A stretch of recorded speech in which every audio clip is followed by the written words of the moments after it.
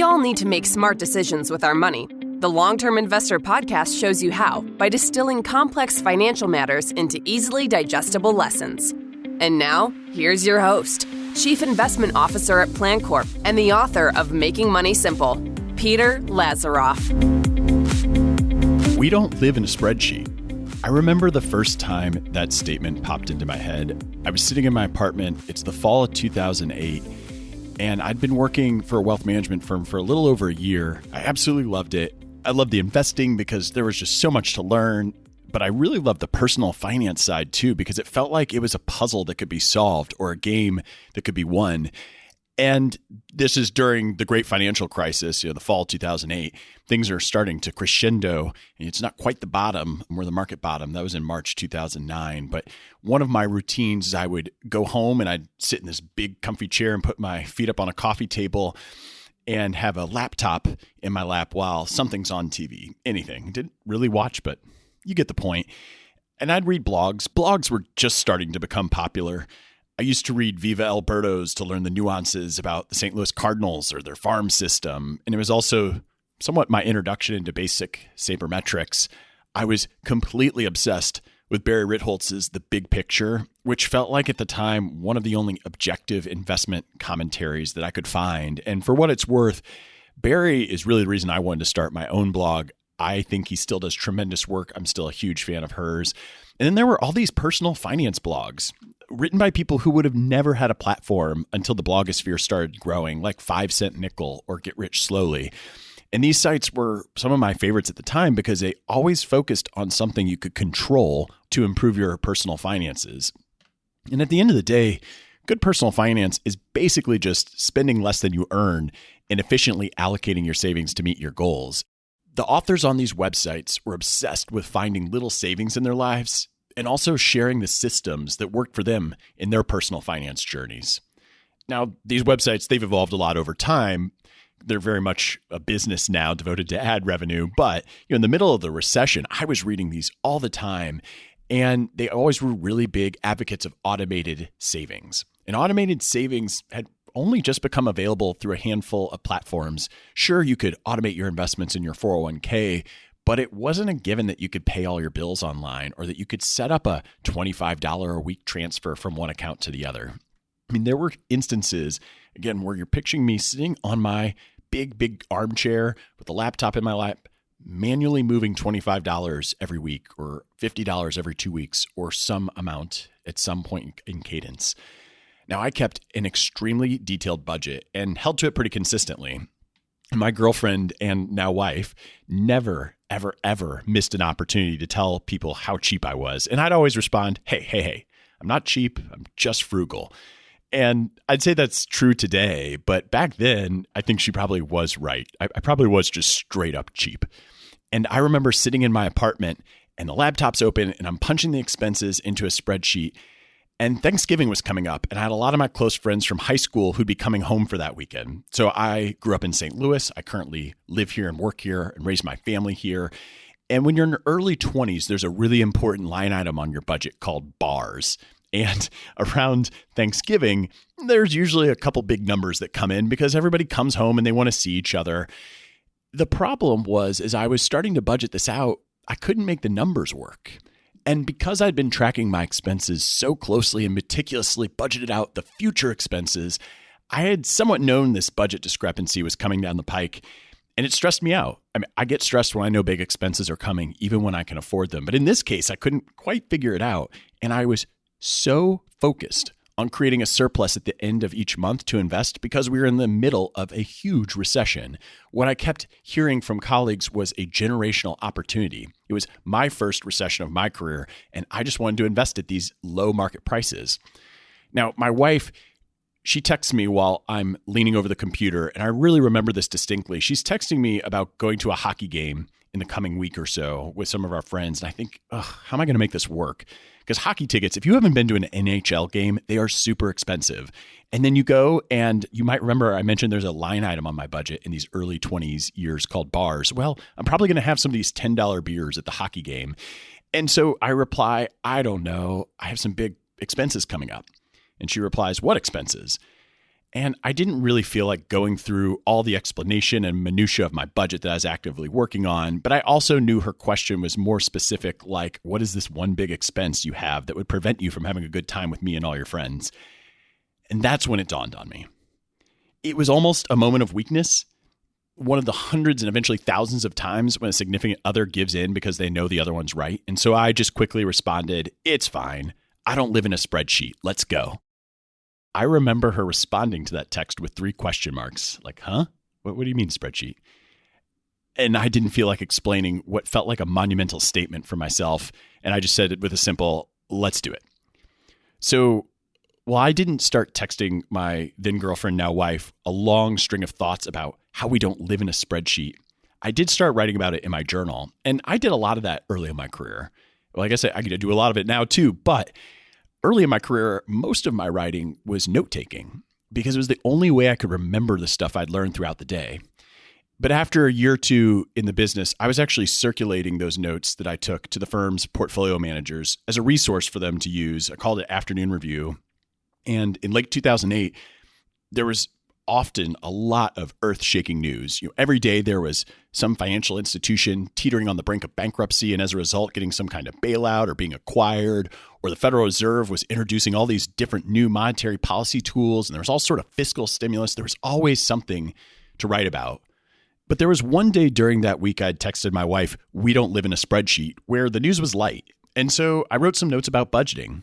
Now, I don't have the original copy or anything of the internal email I sent that day. But once I write what a few of my colleagues at Plain Corporal refer to as a Peterism, those one-liners, they don't change much over time. So I'm going to read you 4 sentences from my book, Making Money Simple, that probably sounded a lot like what went out that day. Quote, "Most people find it difficult to stick to a budget because the process is time-consuming and restrictive. Traditional budgeting forces you to make every decision as if you live in a spreadsheet. But guess what? You don't live in a spreadsheet." Us financial planners, we love our spreadsheets. There's a crispness in deriving a solution to a problem in Excel that is so satisfying to so many of us in this profession. But the right outcome isn't always the best outcome. And the best solution for one person is also not necessarily the best solution for someone in a similar situation, but with just a different background, a different set of life experiences. So I want to explore some areas where this concept is most prevalent. Now, let's start with the budgeting, since that's how this concept came up and how it dawned on me the first time. I mentioned just creating this budget. It's really difficult to stick to. Most people don't want to sit in front of it every day, every week. They don't want to feel guilty. They don't want to take the time. It's just not something that's realistic to expect somebody to do. Rather than focus on the expenses, I like to follow a process called reverse budgeting, which focuses on the savings.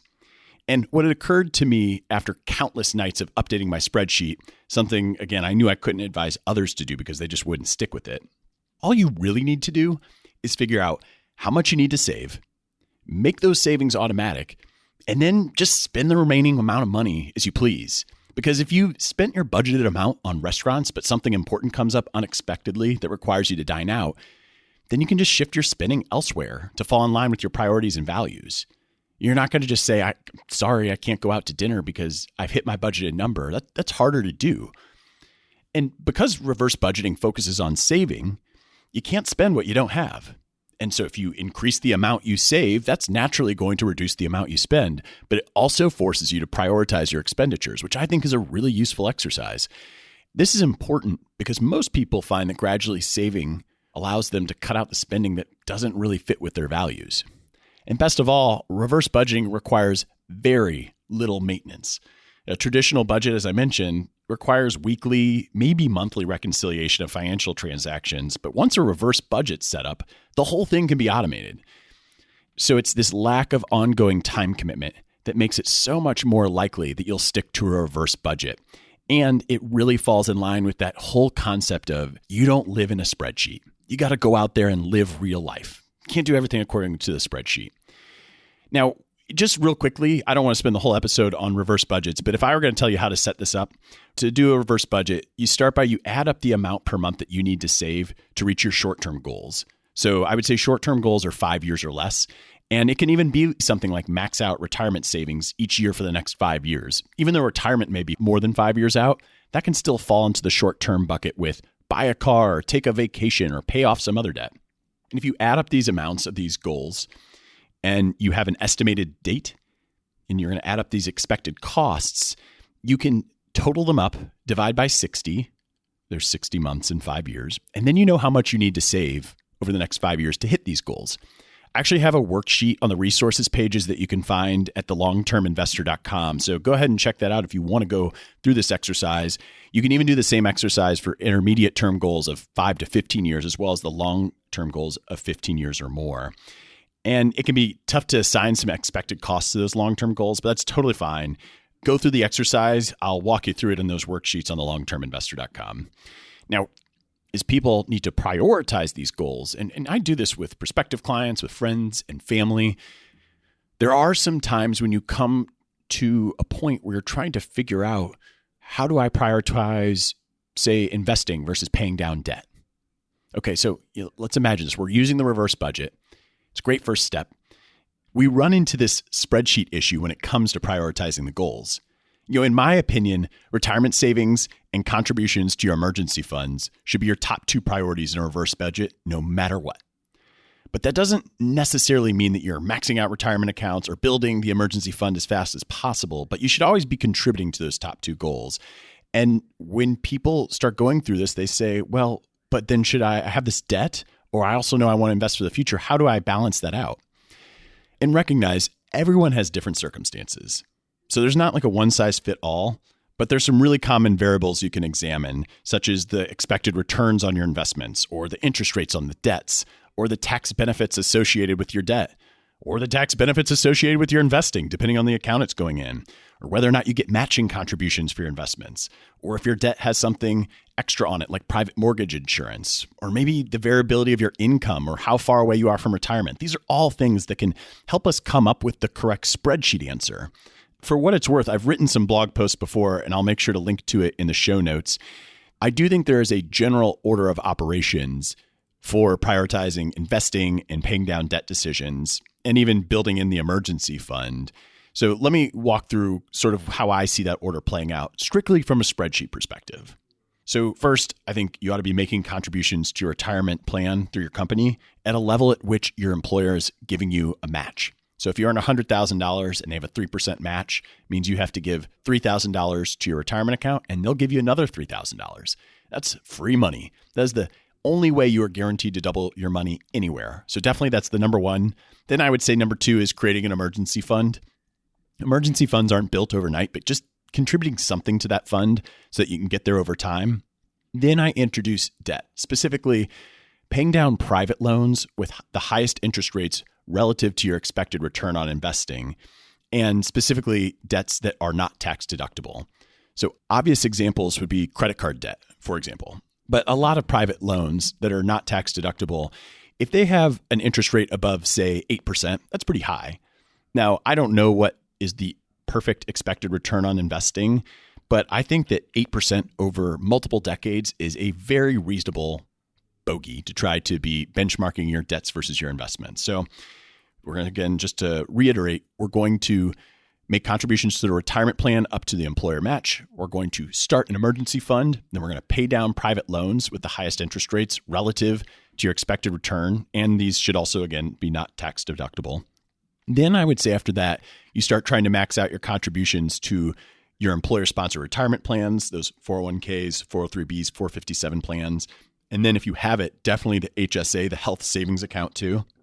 After that, I'd maybe focus the extra cash flow on debts where you're paying private mortgage insurance. So if you make a down payment on a house that's less than 20%, typically you'll have to pay private mortgage insurance. And maybe prepaying, I'm not a big believer in prepaying your house, but prepaying your mortgage up to the point at which that private mortgage insurance goes away. That could be useful. After that, pay down debt with high interest rates that's tax deductible. So think like student loans. That's a really good example. After that, then I'm starting to think about making investments into accounts where there are no taxable benefits. So just think a taxable account. You open up a joint account, a trust account, an individual account, anything that you'd pay taxes on. And then after that, maybe you're prepaying debt that has a reasonable interest rate and is tax deductible. And in this case, in my mind, is mortgage. That's the last thing I'm prioritizing because in general, the math on prepaying your mortgage is not the best. More on that in just a second. But nearly everyone in this list, which you can find at thelongterminvestor.com, I'll link to it in the show notes, your personality is going to dictate a re-ranking. So the hardest for me was to rank where the private loans that are not tax deductible go versus the contributions to your company retirement plan or an HSA versus paying down a debt with private mortgage. Because again, I don't love the idea of prepaying my mortgage. I really like if you have multiple decades to max out those retirement accounts or you get a lot of benefit. But at the same time, my personal bias towards low debt, it often makes me want to reshuffle all of these. Another thing to keep in mind, because this is probably the right spreadsheet answer that I've laid out in my opinion, but you don't have to go in order. This is a perfect example. We don't live in a spreadsheet. You can allocate a little bit of cash flow to all those things.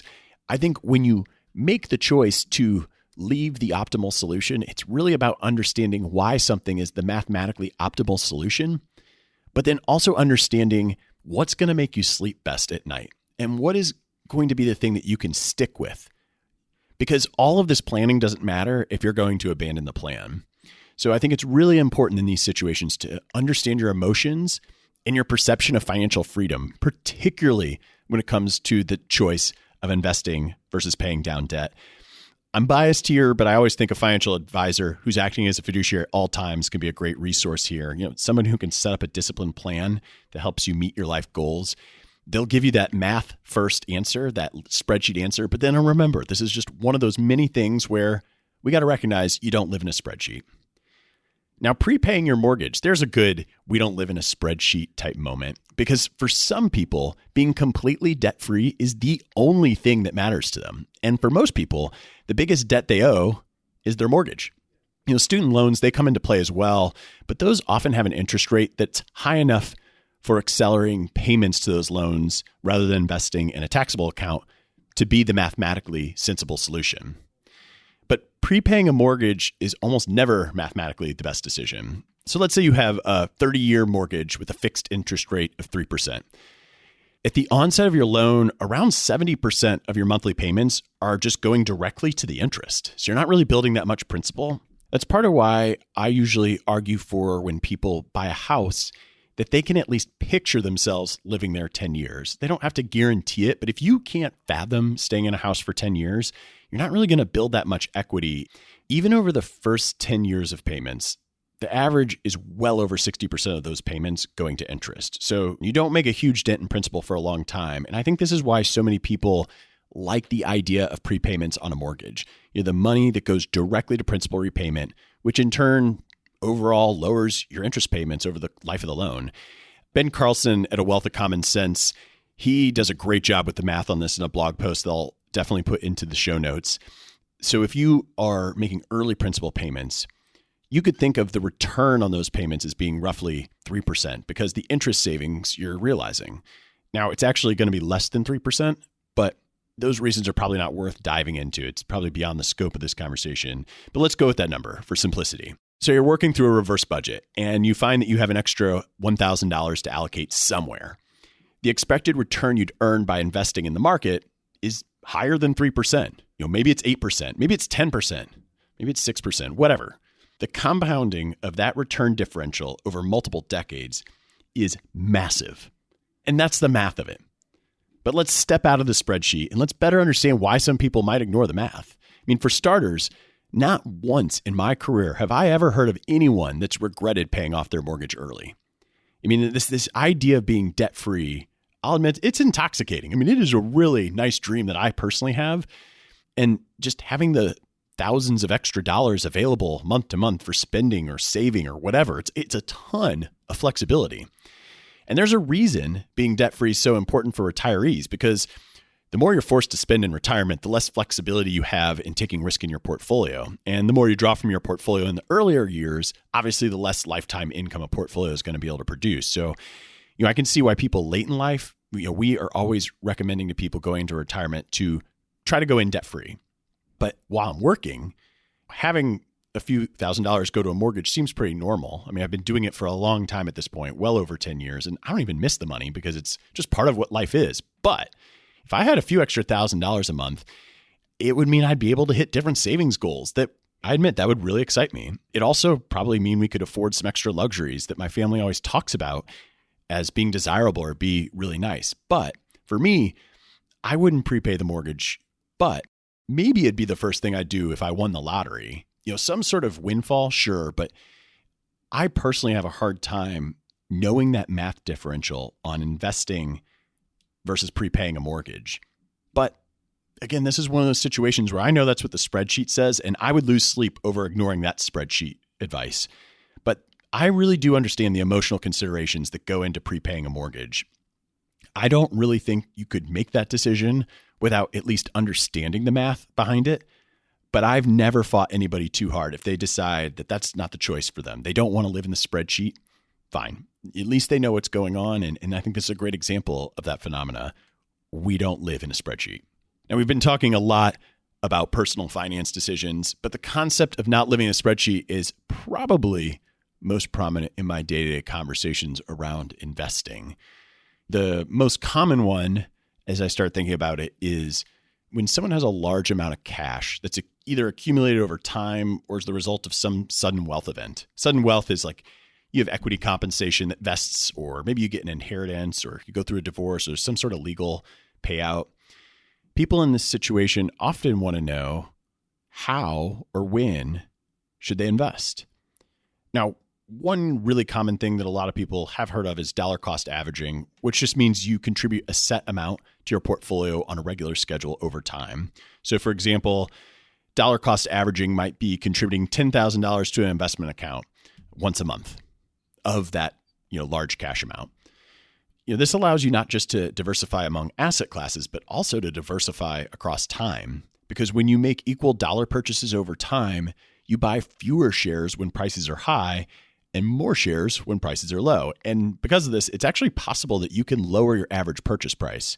By no means guaranteed, but dollar cost averaging, it can be pretty advantageous if that turns out. But behaviorally, I think it can also help because investing at regular intervals reduces the risk of buying at the worst possible times and experiencing an immediate loss in value. And I think that's what a lot of people are concerned about when they're investing a lump sum of money, because if they do it at a market peak, they really kick themselves. And that can leave a lot of emotional scarring that can cause all sorts of poor investment decisions throughout the rest of their life.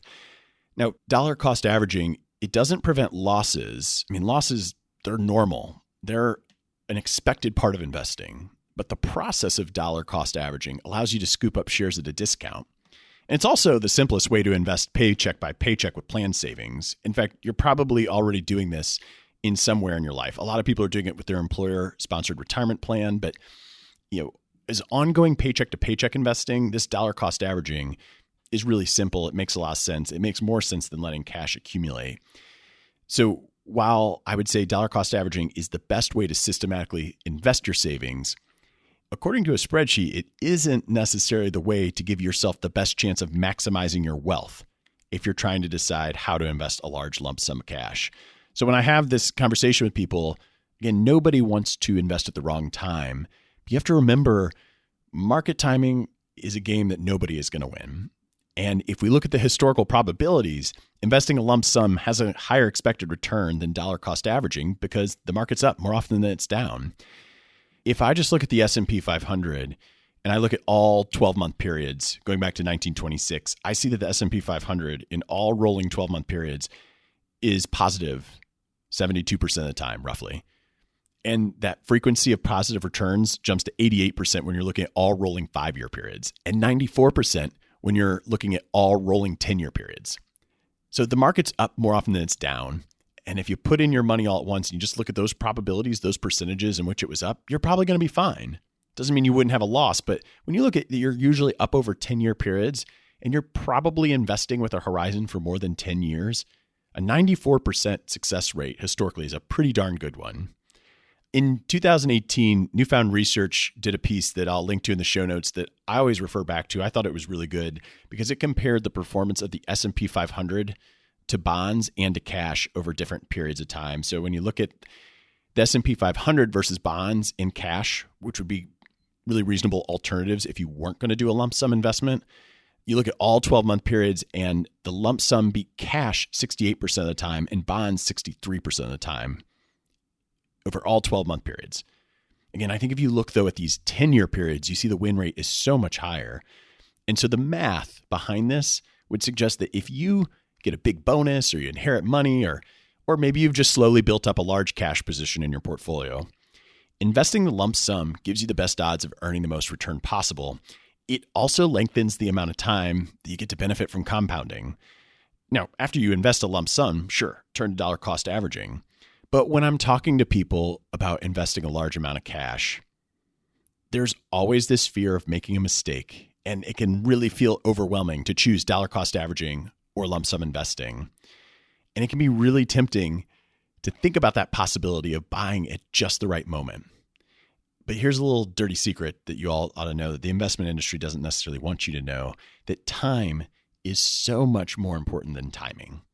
The longer you are invested, the higher the chance you have of success. Now, that being said, I'm fine if people choose not to live in a spreadsheet. They want a dollar cost average.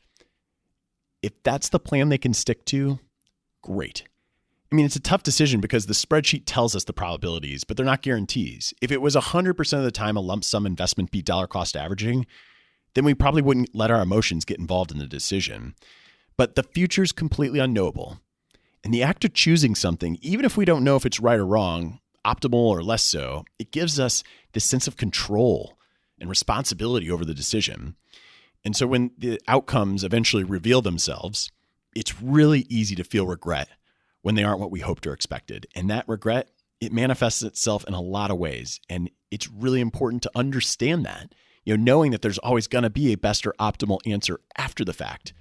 That's why I always think that people should be seeking in these situations to minimize regret by understanding both the evidence that's supporting the decision, hopefully using a probabilistic approach, but also thinking through how you might feel about a variety of different outcomes. So using the spreadsheet will have an answer. But again, I've worked with so many people, particularly in investing. I know that the spreadsheet does not reflect what people can do from person to person, situation to situation. And when you can find a way to minimize regret, it's much easier to stay the course and let financial theory just do its thing. So in this case, when we're talking about investing a lump sum of money, you have to think, would you feel more regret if the market's having its greatest year in history and you missed out on some of it because you're dollar cost averaging? Or would you regret more investing a lump sum and having the market decline immediately 10 or 20 or 30% or more? There isn't a spreadsheet in the world that can solve this problem. And like these other decisions I've discussed, it's important to understand the information that the spreadsheet can provide. And in this case, particularly with investing, it's all about probabilities and expected returns, in my opinion. But I find it's best with investing to minimize regrets that you're more likely to stay the course, because at the end of the day, staying the course is the most important thing with just about anything related to investing, which is actually a pretty good segue into investment strategy more broadly. We don't live in a spreadsheet, but there's also no such thing as a perfect portfolio. That's like asking what's the best ice cream flavor. The right answer is going to be personal preference, total matter of taste. Of course, we can be fairly certain that soap-flavored ice cream or fish-flavored ice cream, probably not the best. Fortunately, investment success doesn't require a perfect portfolio, but the probabilities of a spreadsheet, they can help us understand that there are approaches that are simply not effective. But even once you eliminate those bad options using probabilities, using the spreadsheet, you're still left with a lot of things to choose from.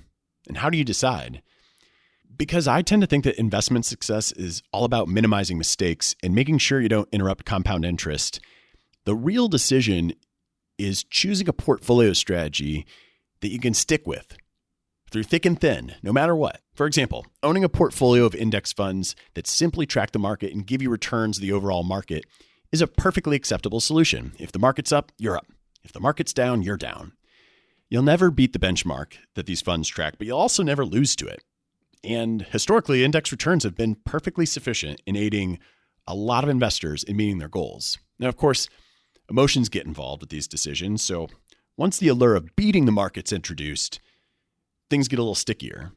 We can look at the spreadsheet to know that there are some strategies that rely on timing and security selection to beat the market that are going to be bad bets.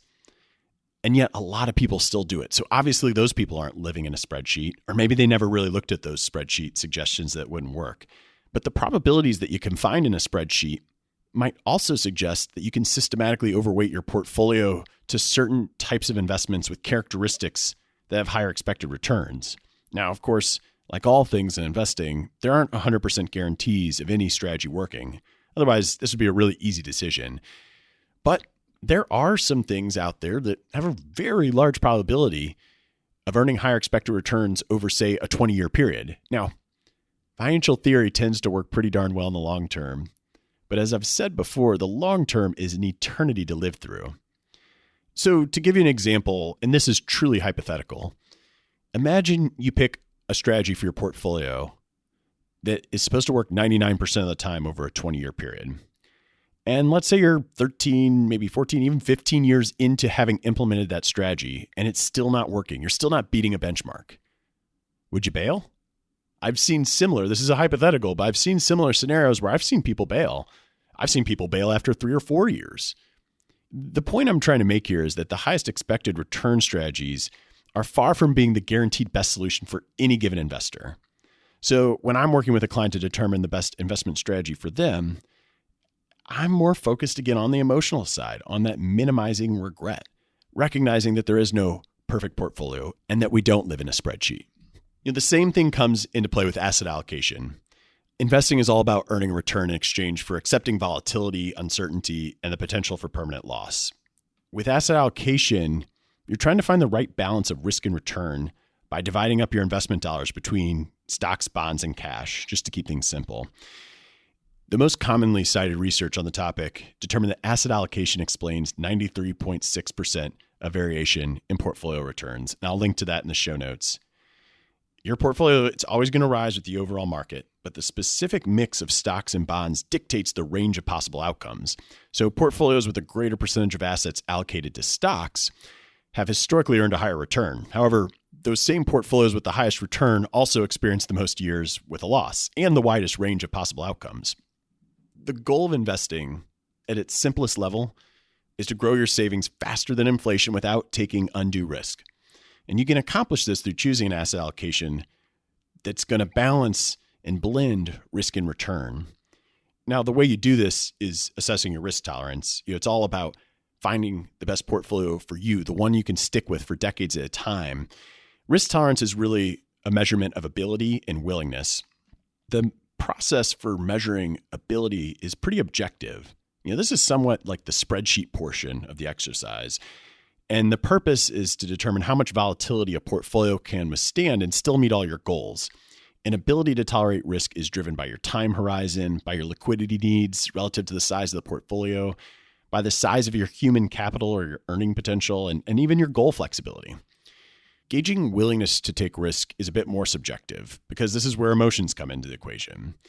It's super difficult to assess on your own, and even for the most self-aware individuals, they could really benefit from the expertise of a third party.